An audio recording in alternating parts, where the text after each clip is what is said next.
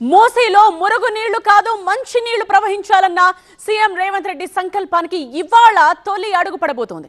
ప్రతిపక్షాల విమర్శలు, పరివాహక ప్రాంత ప్రజల ఆందోళనల మధ్య మూసీ పునరుజ్జీవనం ఆవశ్యకత ప్రభుత్వ ప్రణాళిక వెల్లడించేందుకు సిద్ధమైంది రేవంత్ సర్కార్. మూసీ టోటల్ ప్రాజెక్ట్ అయ్యే ఖర్చెంత, డిపిఆర్ సంగతేంటి, నిధులు ఎలా తీసుకొస్తారు?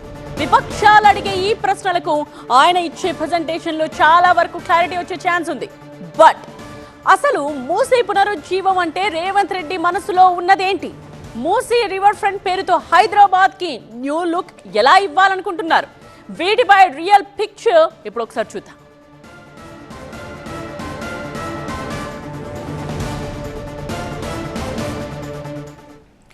వికారాబాద్ జిల్లా అనంతగిరి కొండల్లో పుట్టి నల్గొండ జిల్లా వాడపల్లి వద్ద కృష్ణా నదిలో కలిసే మూసీ నది హైదరాబాద్ మహానగరంలో 55 కిలోమీటర్లు ప్రవహిస్తోంది. మూసీ నదికి ఇరువైపులా సర్వాంగ సుందరంగా తీర్చిదిద్దాలని సర్కార్ నిర్ణయించింది. మూసీలోకి మురుగు చేరకుండా భారీ ప్రణాళికలు రచించింది సర్కార్.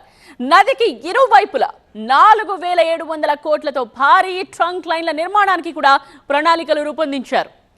ఇక మొదటి దశలో హిమాయత్ సాగర్ నుండి బాబుఘాట్ వరకు 21 కిలోమీటర్లు మూసీని పునరుజ్జీవింపచేయనున్నారు.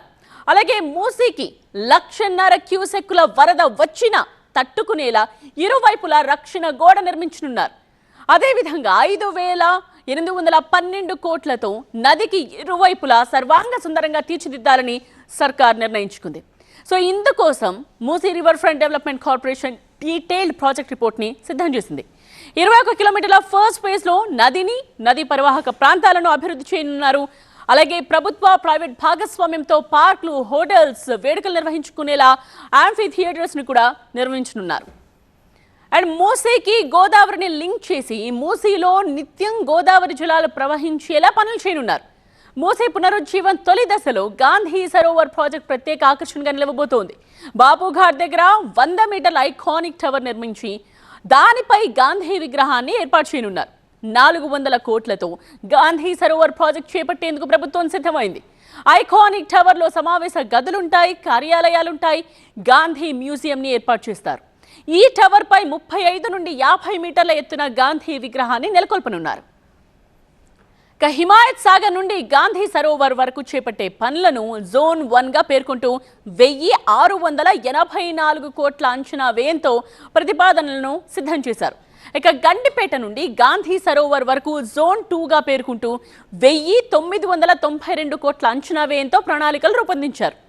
అండ్ నదిలోకి ఒక్క చుక్క కూడా మురుగు నీరు కలవకుండా జపాన్ టెక్నాలజీతో 4 అత్యాధునిక సీవరేజ్ ట్రీట్మెంట్ ప్లాంట్స్ ను నిర్మించనున్నారు. జంట జలాశయాల నుండి గాంధీ సరోవర్ వరకు 20 వంతెనలను నిర్మించనున్నారు. ప్రతి బ్రిడ్జ్ కి ఒక ప్రత్యేక థీమ్ తో డిజైన్ చేస్తారు. వంతెనల కింద చిన్న డ్యాంలు నిర్మించి బోటింగ్ సదుపాయాన్ని కూడా కల్పించాలని ప్రణాళికలు రెడీ చేశారు.